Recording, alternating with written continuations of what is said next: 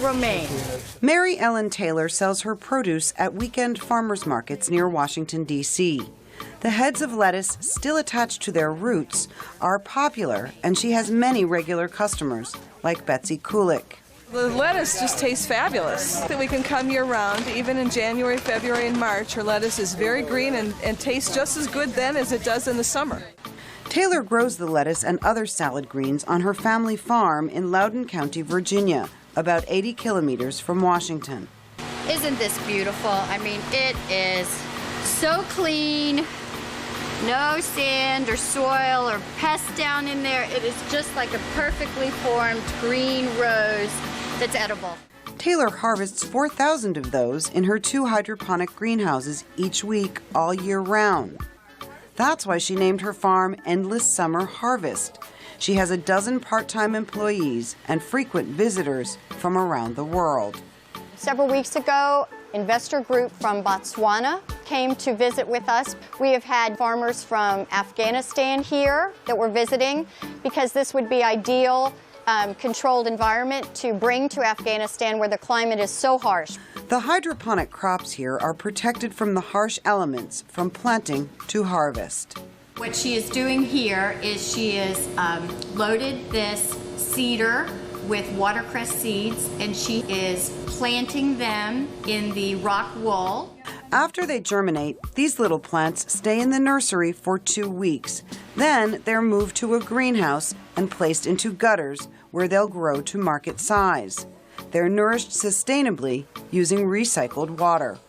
That tank has 600 gallons of water with the nutrients. It continuously flows in and out of that tank after it has gone through the system and all of the plant's roots. Taylor says the 2 greenhouses take up a little over 1,000 square meters of land, but produce the equivalent of a conventional 5-hectare farm.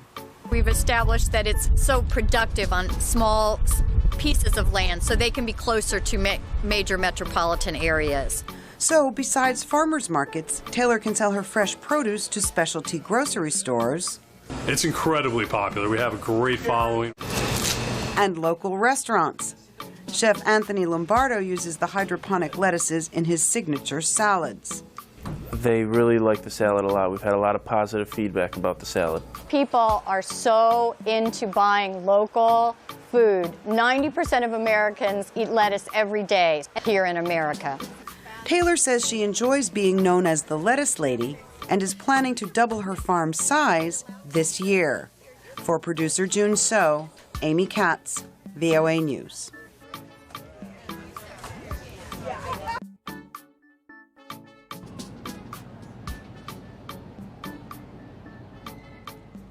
Growing some of your own food is one of the best things that you can do for the environment.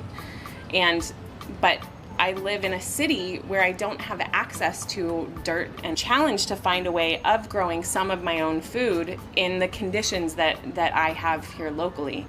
And so, it was really just a matter of experimentation once I thought about hydroponics and how they could possibly be made to fit the conditions of a window. So hydroponics is a different way of growing, and the plant's roots actually grow differently. So in soil, they have to grow very large root systems to go find new water and nutrients in the soil. Whereas in hydroponics, you're essentially dissolving all of the food that the plant needs into some liquid and then directing that liquid directly to the plant's roots. This is a typical kind of air pump that you get at an aquarium store for your fish tank. And it is feeding a bubble into the bottom of this tube that's submerged down in the water. And so each bubble, as it rises up to the top, is carrying a little column of this nutrient-rich water on top of it, and then squirting out at the top, and then dripping down through each one of the bottles and through each one of the plants.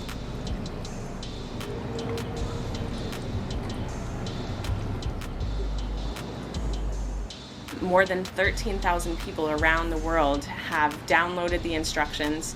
They've built systems in Hong Kong, In Finland, there was a whole team there that really wanted to grow vegetables during the middle of the dark days of the winter. People in every hemisphere at this point have done it.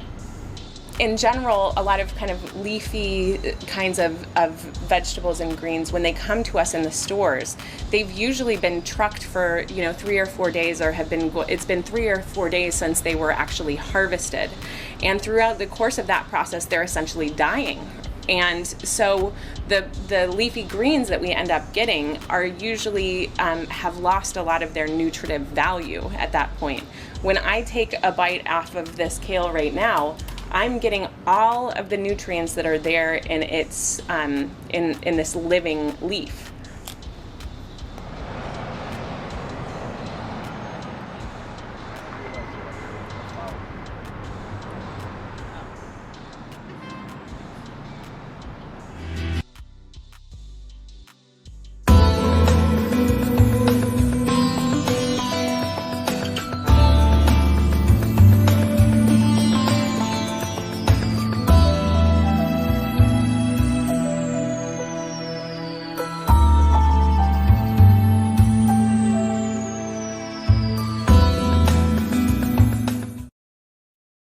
I am a high school teacher who teaches grades 10 to 12. My students, through my guidance, ran a 6-week test on HydroGrow's 504-watt vertical light in conjunction with Omega Garden's Folks Garden unit. I decided to use HydroGrow's 504-watt LED vertical light over any other light for several reasons.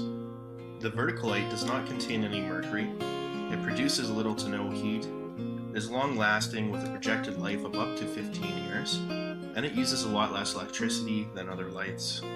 The vertical light uses 504 1-watt high-powered LEDs. Notice how bright the light is on my student. The actual power draw on the vertical light is 420 watts.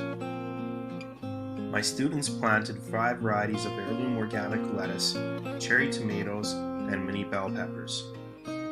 After letting the seeds sprout for a week and a half, my students then planted them in the Folks Garden. The Folks Garden is a hydroponic unit that will grow 80 plants at once. A motor will turn the wheel in a full circle every hour. A reservoir on the floor contains a water pump that is hooked up to a digital timer. With a scheduled watering cycle, the water pump will turn on for 1-hour intervals, which will allow all of the plants to get nutrients.